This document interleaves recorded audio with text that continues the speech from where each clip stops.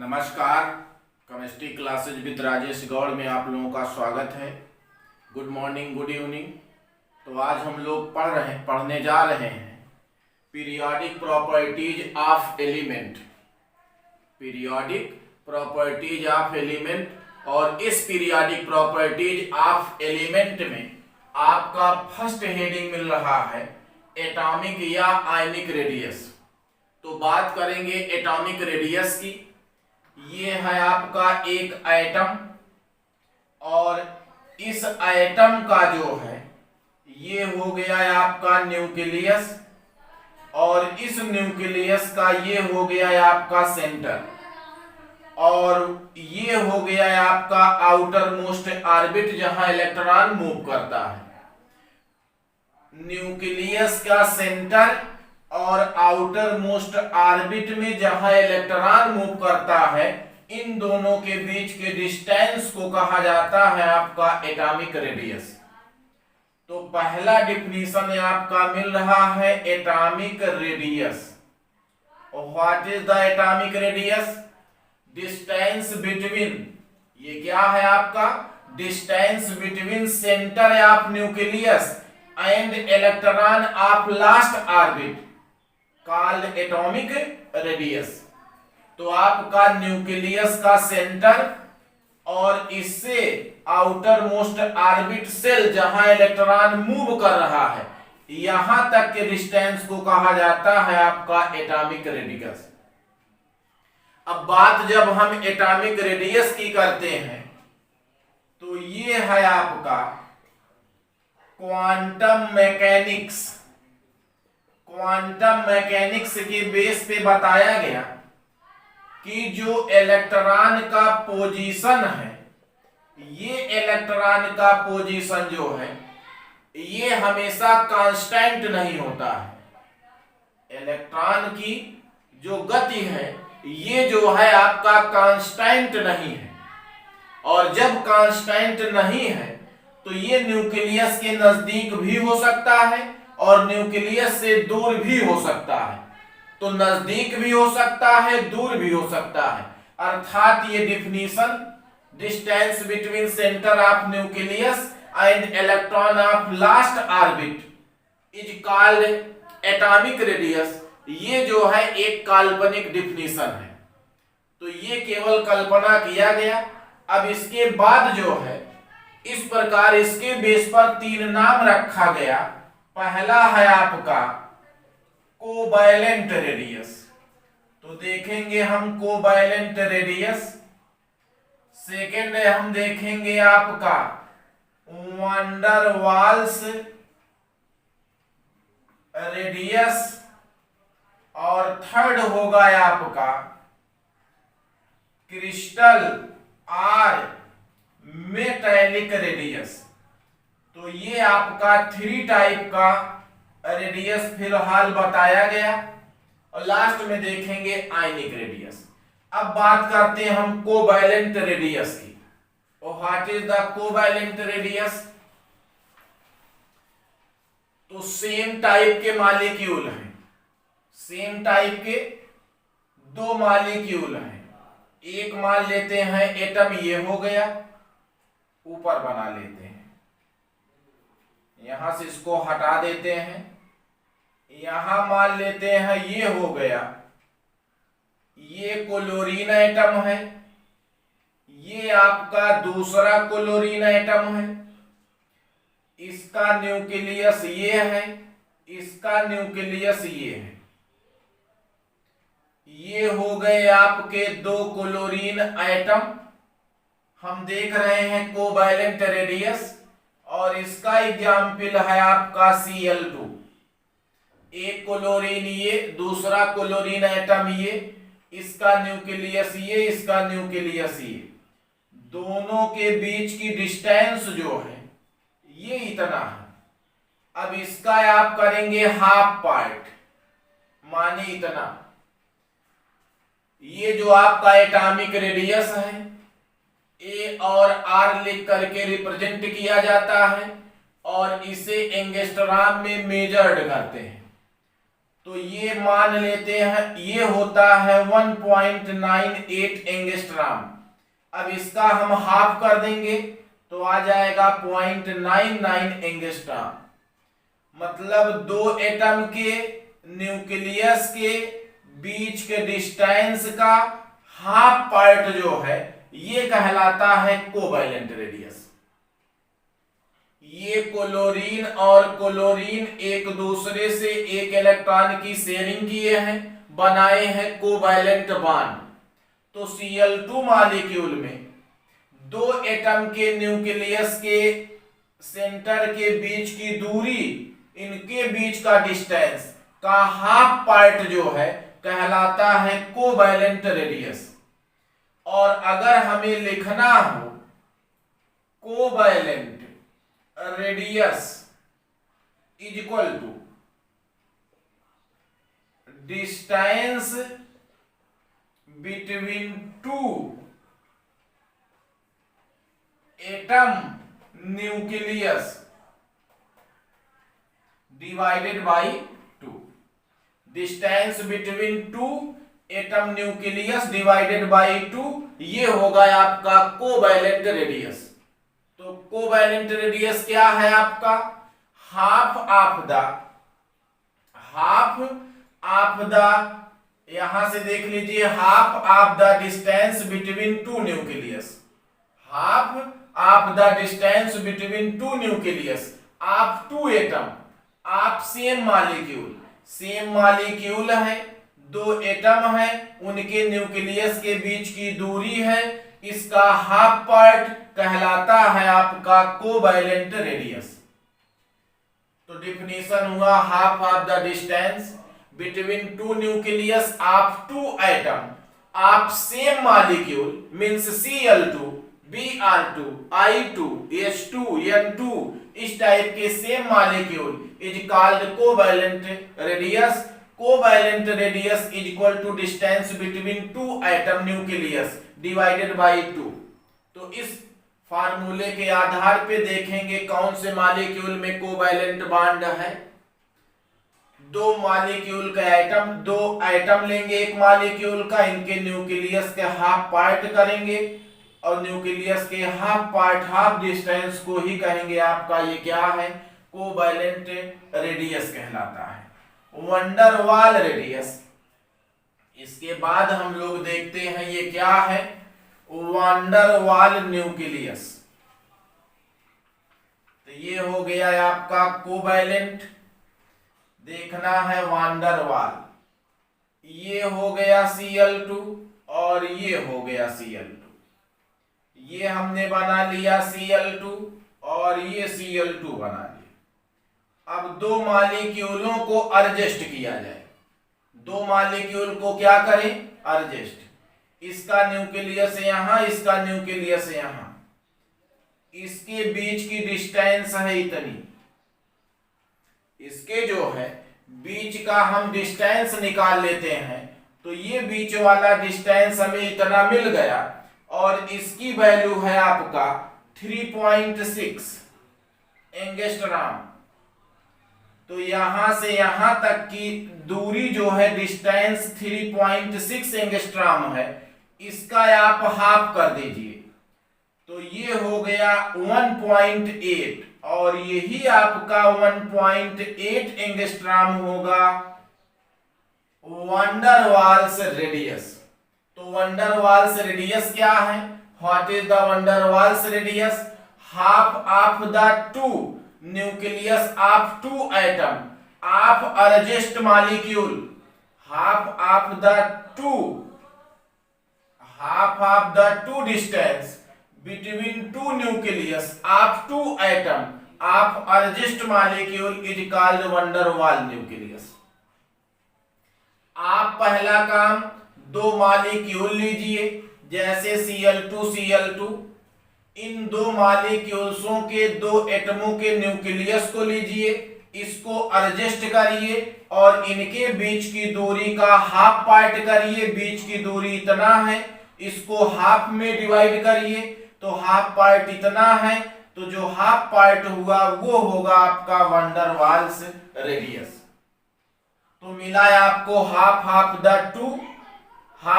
The distance between two nucleus of two molecule के to atom का nucleus के बीच की डिस्टेंस है, इसको एडजस्ट किया जाए और इसका हाफ पार्ट जो है ये कहलाता है आपका van der Waals radius.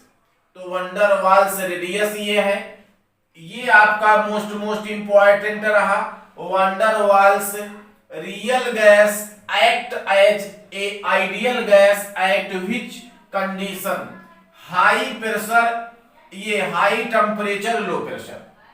Van der Waals real gas है, ये जो है एक्ट एज आइडियल गैस, जो कि कंडीशन कौन होना चाहिए, हाई टेम्परेचर और लो प्रेशर। वैन डर वाल कब होगा, दो मॉलिक्यूल लेंगे, दो मॉलिक्यूल Cl2 हो गया, दो मॉलिक्यूलों में से दो न्यूक्लियस के बीच की डिस्टेंस लेंगे और डिस्टेंस को एडजस्ट करके इसका हाफ पार्ट कर देंगे, जो वैल्यू आएगी वो होगा van der Waals van der Waals radius होगा। Van der Waals radius, van der Waals radius always greater than covalent radius. Van der Waals radius की वैल्यू जो है ये हमेशा कोवैलेंट रेडियस से क्या होगा, ज्यादा होगा, इससे क्या होगा, ग्रेटर होगा। तो कोवैलेंट से ज्यादा होगा रेडियस किसका, वैन डर वाल का, और कोवैलेंट से ज्यादा रेडियस होगा आपका मेटालिक और आपका क्रिस्टलिक या क्रिस्टल रेडियस। ध्यान देंगे, इससे ज्यादा ये, इससे ज्यादा ये। Metallic radius always greater than covalent radius but minimum than van der Waals radius. ध्यान देंगे, इस पे ऑब्जेक्टिव क्वेश्चन आया है आपका, किसका रेडियस बड़ा और किसका रेडियस है आपका छोटा। Van der Waals radius always greater than covalent radius but metallic radius जो है वैन डर वाल से छोटा और कोवैलेंट से क्या होता है, बड़ा होता है। तो ये आप जो है सीरीज याद रखेंगे। तो हमने देखा कोवैलेंट रेडियस और हमने देखा वैन डर वाल्स रेडियस और हमने देखा एटॉमिक रेडियस। तो एटॉमिक रेडियस क्या है, distance between centre of nucleus and electron of last orbit is called atomic radius. half of the distance between two nucleus of two atom of same molecule is called covalent radius. Half of the distance between two nucleus of two atom of adjacent molecule is called van der Waal nucleus. van der Waal real gas के लिए जो है ideal gas किस पे होना चाहिए, high temperature low pressure पर। Van der Waals radius की वैल्यू कोवैलेंट या मेटालिक रेडियस से हमेशा क्या होता है, मैक्सिमम होता है। ये मोस्ट इंपॉर्टेंट है ऑब्जेक्टिव क्वेश्चन के लिए। तो देखते हैं हम लोग क्रिस्टल रेडियस, और क्रिस्टल रेडियस को ही कहा जाता है आपका मेटालिक रेडियस, इसी का अदर नेम है मेटालिक रेडियस। मेटालिक रेडियस हमेशा मेटल ही शो करते हैं, मेटल जो है यही शो करते हैं आपका मेटालिक रेडियस। बस केवल ध्यान देना है मेटल हो, जैसे ये आपका दो मेटल हो गया, इसका ये न्यूक्लियस हो गया, इन दोनों की ये बीच की डिस्टेंस हो गई और इनका आप कर लेंगे हाफ पार्ट, यही इतनी डिस्टेंस जो है ये होगा आपका मेटालिक या आपका क्रिस्टल रेडियस। मान लेते हैं ये आपका सोडियम है, तो सोडियम मेटल ही है, मेटल हैव क्रिस्टल रेडियस और मेटालिक रेडियस। फिर इसमें चलते हैं हाफ द, यहां से यहां तक चलते हैं, half of the distance between two nucleus of two adjacent kernels। दो मेटल होना चाहिए, उसे आप एडजस्ट करिए, तो इनके बीच की दूरी का हाफ पार्ट जो है ये कहलाएगा आपका, ये क्या है, क्रिस्टल या मेटेलिक रेडियस कहलाता है। और ये R इक्वल टू आपका 0.53 n स्क्वायर बाई जेड होता है। तो ये है आपका क्रिस्टल। तो 3 टाइप के आपने देखे radius, covalent radius, van der Waals radius और मेटेलिक, जो स्पेशली मेटल ही शो करते हैं। बात करते हैं हम लोग इस एटम की। एटम का ये न्यूक्लियस है, इलेक्ट्रॉन कहीं यहां मूव कर रहा है, और वो भी आपका जहां इलेक्ट्रॉन जिस ऑर्बिट में मूव करता है, निगेटिव चार्ज जो है ज्यादा होने के कारण ये हल्के हल्के क्लाउड के रूप में दिखाई पड़ता है। इसे कहा जाता है ग्रहीय इलेक्ट्रॉन, इसे कहा जाता है आपका इलेक्ट्रॉन क्लाउड। किसी भी एटम का न्यूक्लियस और न्यूक्लियस के सेंटर, यहां से जहां इलेक्ट्रॉन क्लाउड इसे अट्रैक्ट करता है, प्रभावित करता है, घेरता है, इस दूरी को कहा जाता है आपका, ये क्या है, आयनिक रेडियस है। तो नेक्स्ट हेडिंग है आपका ionic radius. Distance between centre of nucleus, distance between centre of nucleus up to which it है influence of the electron cloud. किसी भी एटम का न्यूक्लियस का सेंटर तथा आउटर मोस्ट ऑर्बिट जहां इलेक्ट्रॉन क्लाउड इसे इफेक्टेड करता है, अट्रैक्ट जहां तक करता है, माने यहां तक अट्रैक्ट कर रहा है, तो यहां से यहां तक की डिस्टेंस को आप कहेंगे कि ये है आपका आयनिक रेडियस, और ये होना चाहिए आयन के फॉर्म में, तो उसी का नाम होगा आयनिक रेडियस। और ये हमेशा पाया जाएगा आयंस के फॉर्म में, तो ये हुआ आपका आयनिक रेडियस। तो ये आपका एक ऑब्जेक्टिव क्वेश्चन आया कि एटॉमिक रेडियस पीरियड में और ग्रुप में कैसे चेंज होता है। बात करते हैं हम पीरियड की, और पीरियड मीन्स से आप लेफ्ट से राइट चलते हैं, ध्यान देंगे लेफ्ट टू कहां होगा, राइट। अगर बात हम लेफ्ट राइट की करते हैं तो यहां सेकेंड पीरियड के एलिमेंट लिख लिए हैं, lithium, beryllium, boron, carbon, nitrogen, oxygen, fluorine. अब बात करते हैं हम यहां से lithium, beryllium, boron, carbon, nitrogen, oxygen, fluorine, थोड़ा सा ऊपर लिख लेते हैं। यहां देख सकते हैं आप lithium, beryllium, boron, carbon, nitrogen, oxygen, fluorine और नियॉन। 3, 4, 5, 6, 7, 8, 9, 10 है एटॉमिक नंबर। यदि इसका हम इलेक्ट्रॉनिक कॉन्फ़िगरेशन करें तो 2 और 1, 2, 2, 2, 3, 2, 4, 2, 5, 2, 6, 2, 7 और 2, 8। ये है आपका फर्स्ट ऑर्बिट, ये है यल सेकेंड ऑर्बिट। सब में ऑर्बिट कितने हैं, 2। सब में ऑर्बिट इक्वल टू कितने हैं, 2। या सेल कितने हैं आपके, 2 ही हैं, तो सेल या ऑर्बिट 2 ही है। नंबर ऑफ पीरियड है सेकेंड, इसके एलिमेंट हैं जिसके ऑर्बिट सेम है, लेकिन एटॉमिक नंबर क्या हो रहा है, 3, 4, 5, 6, 7, 8, 9, 10। एटॉमिक नंबर इंक्रीज कर रहा है। अगर किसी पीरियड में हम चलते हैं लेफ्ट से राइट तो देखते हैं क्या कि ऑर्बिट 2 ही है, लेकिन आपका एटॉमिक नंबर 3, 4, 5, 6, 7, 8, 9 एटॉमिक नंबर जो है ये इंक्रीज हो रहा है। Lithium, beryllium, boron, carbon, nitrogen, oxygen, fluorine, और फ्लोरीन के बाद होगा नियॉन। यहां आपका 0.73, 0.7, 1.60, ये है आपका नियॉन। अब बात करते हैं हम यहां पर पीरियड का, मतलब लेफ्ट से हम चल रहे हैं राइट, तो नंबर ऑफ सेल कांस्टेंट है, वही है सेल, लेकिन number of atomic number increase कर रहा है।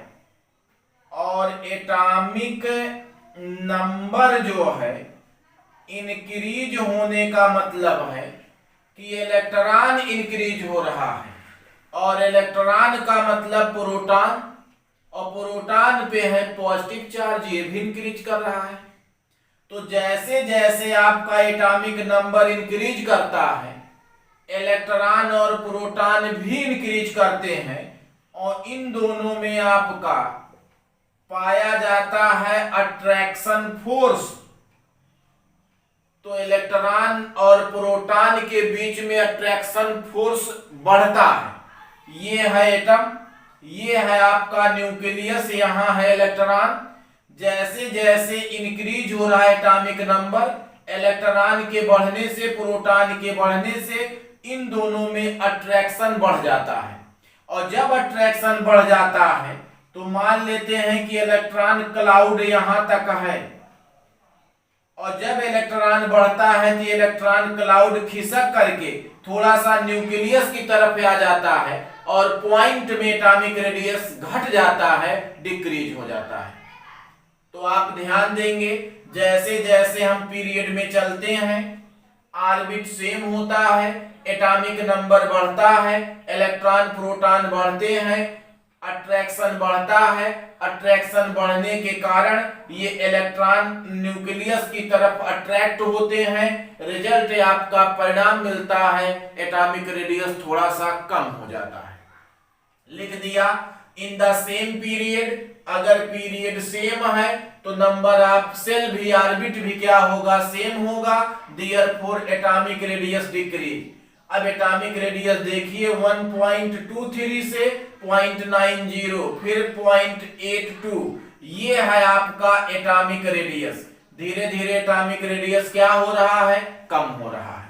तो कम क्यों हो रहा है, with increase atomic number, atomic number increase हो गया, और एटॉमिक नंबर इंक्रीज होने से इलेक्ट्रॉन और प्रोटॉन भी बढ़ गया, और इसमें अट्रैक्शन भी क्या हुआ, बढ़ गया।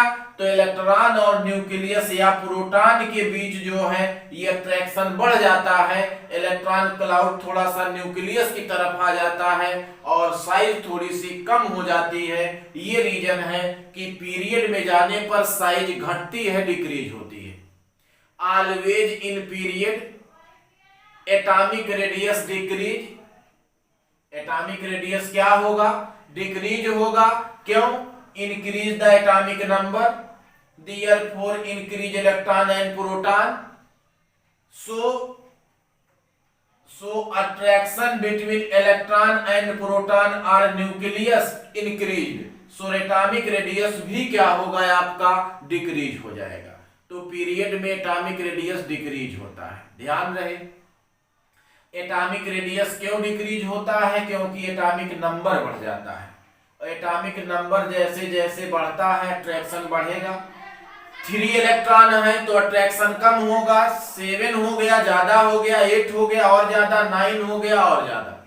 लेकिन बात हम इनर्ट गैस की करेंगे, तो ये है आपका इनर्ट गैस।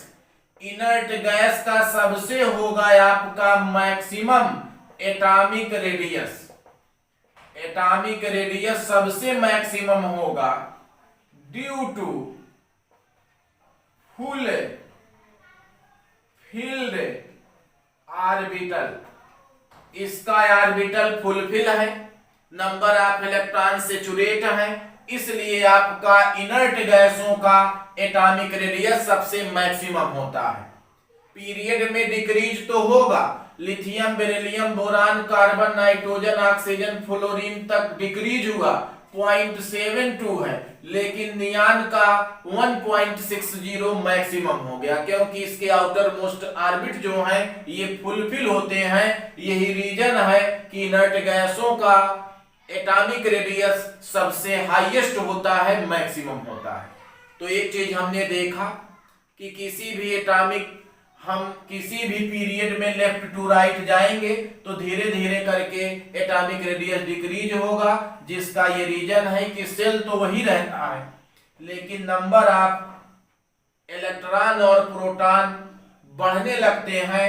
न्यूक्लियस और इलेक्ट्रॉन और प्रोटॉन के बीच में अट्रैक्शन बढ़ जाता है, ये खिंच जाता है न्यूक्लियस की तरफ और साइज थोड़ी कम हो जाती है, जबकि इनर्ट गैसों की साइज सबसे मैक्सिमम होती है, क्योंकि इनके ऑर्बिट जो है ये फुलफिल होते हैं। ध्यान देंगे इस बात को। तो पीरियड का जिक्र हो गया। अब हम लोग बात करते हैं ग्रुप की, और ग्रुप का मतलब है आपका टॉप टू बॉटम, या ग्रुप का मतलब है आपका up to down. Up to down चलते हैं तो आपका जो एटॉमिक रेडियस है ये धीरे धीरे करके बढ़ता है, इंक्रीज करता है। क्यों? जैसे फ्लोरीन, क्लोरीन, आपका ब्रोमीन, आयोडीन 9, 17, 35 और 53 है। इसका हम इलेक्ट्रॉनिक कॉन्फ़िगरेशन करते हैं 287, 28, 18, 7, 28, 18, 18, 7। ये के है, यल है, के यल एम, तो इसमें नंबर ऑफ ऑर्बिट 2 है। ये न्यूक्लियस, ये के और ये यल, इसमें नंबर ऑफ ऑर्बिट 3 हो गया, इसमें नंबर ऑफ ऑर्बिट 4 हो गया। तो जैसे जैसे नंबर ऑफ ऑर्बिट इंक्रीज करेगा, इसका रेडियस भी इंक्रीज करेगा और साइज भी इंक्रीज करेगी। तो सीधा सा आंसर है कि किसी भी ग्रुप में जाइए आप, जैसे hydrogen, lithium, sodium, potassium, rubidium, caesium, francium, हली ने की रब से फरियाद, तो इसमें आपका 1 है, इसमें 2 1 हो गया, 2 8 1। नंबर ऑफ ऑर्बिट एक एक इंक्रीज कर रहा है। जब ऑर्बिट इंक्रीज करेगा तो रेडियस भी इंक्रीज करेगा और साइज भी उसकी क्या होगी? बड़ी। तो always in group top to bottom atomic radius increase with the increase of, या due to increase of shell, due to increase of orbit. तो ये है आपका ग्रुप में हमेशा क्या होगा? एटॉमिक रेडियस बढ़ेगा, क्योंकि सेल की संख्या जो है ये लगातार इंक्रीज करती है। ऑर्बिट बढ़ता है, सेल बढ़ता है, इसलिए एटॉमिक रेडियस भी बढ़ता है। इसमें सबसे मोस्ट इंपॉर्टेंट रहा आइसो इलेक्ट्रॉनिक।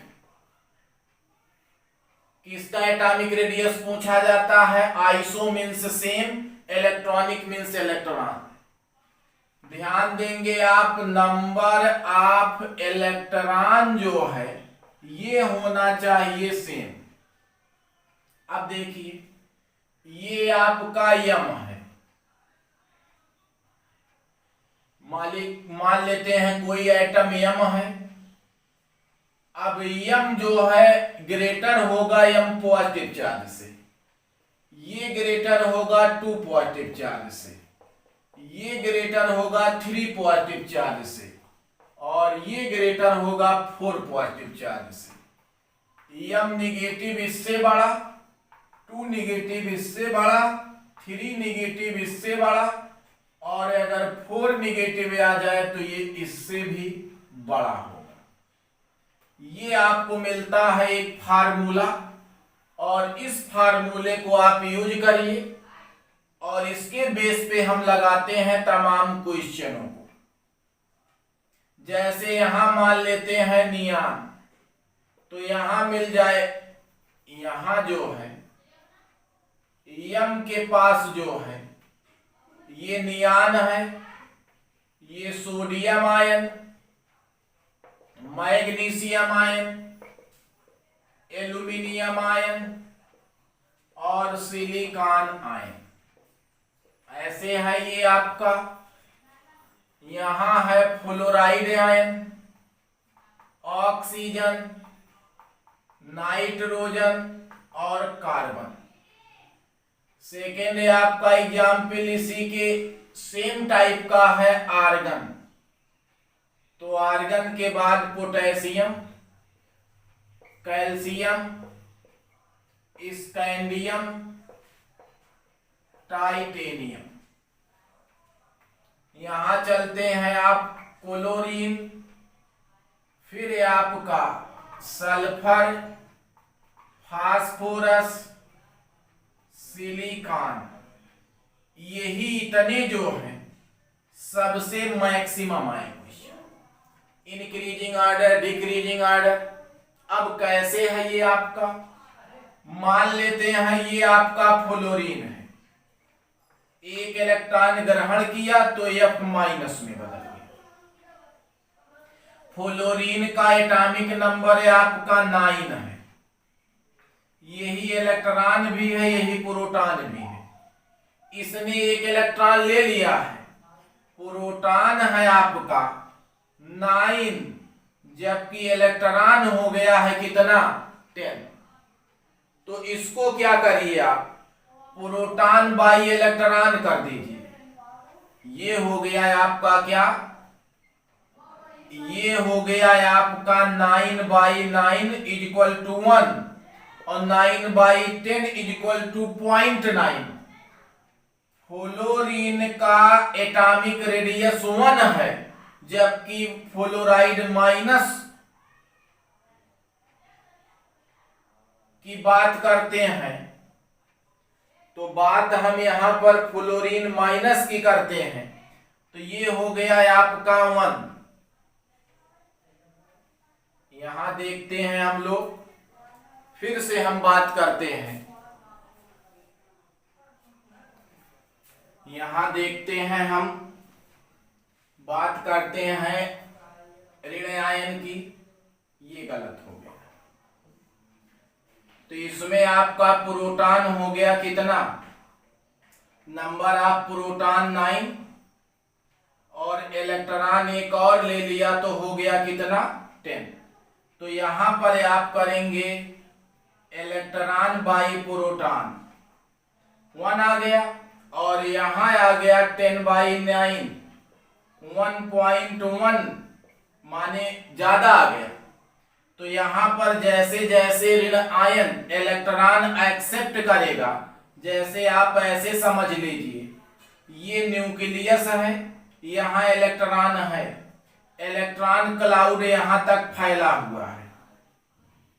जब ये एक इलेक्ट्रॉन और एक्सेप्ट करेगा तो इलेक्ट्रॉन क्लाउड थोड़ा सा फैल जाता है, क्योंकि प्रोटॉन नहीं इंक्रीज कर रहा है, केवल इंक्रीज कर रहा है इलेक्ट्रॉन। तो इलेक्ट्रॉन के इंक्रीजमेंट से थोड़ा सा इलेक्ट्रॉन क्लाउड फैलता है और साइज थोड़ी बड़ी हो जाती है। लेकिन हम सोडियम ले लें, सोडियम ने एक इलेक्ट्रॉन जो है निकाल दिया तो यानी प्लस में बदल गया। यहां देखिए 11 है तो 11 इलेक्ट्रॉन भी 11 प्रोटॉन भी, वैल्यू 1 ही आएगी। लेकिन यहां चलिए यहां हो गया है आपका इलेक्ट्रॉन बाई प्रोटॉन। इलेक्ट्रॉन कितने हैं 11, इलेक्ट्रॉन कितने हैं इसमें, आपके 11 थे, 1 एक माइनस हो गया, बचा कितना 10। और जबकि प्रोटॉन एक बढ़ गया, और अगर एक बढ़ा आपका तो हो गया कितना 11। तो पॉजिटिव वाले की वैल्यू जो है पॉइंट में आने लगा, तो ये आपका 0.9 करके आ जाएगा। तो 1 से तो ये कम हुआ है। तो जब कोई आपका न्यूट्रल एटम होगा, इस पे माइनस चार्ज आएगा तो साइज इंक्रीज करेगा, और अगर उसी पे प्लस चार्ज आ गया तो आपका साइज क्या होगा, डिक्रीज करेगा। इलेक्ट्रॉन बढ़ेगा तो इलेक्ट्रॉन क्लाउड फैलेगा, और अगर इलेक्ट्रॉन क्लाउड फैलेगा तो साइज थोड़ी बड़ी होगी, और अगर इलेक्ट्रॉन निकाल देगा तो इलेक्ट्रॉन क्लाउड घट जाएगा, पॉजिटिव चार्ज इंक्रीज कर जाएगा, अट्रैक्शन बढ़ेगा, और अट्रैक्शन बढ़ने से ये थोड़ा सा कंट्रैक्ट होगा न्यूक्लियस की तरफ और साइज थोड़ी कम हो जाएगी।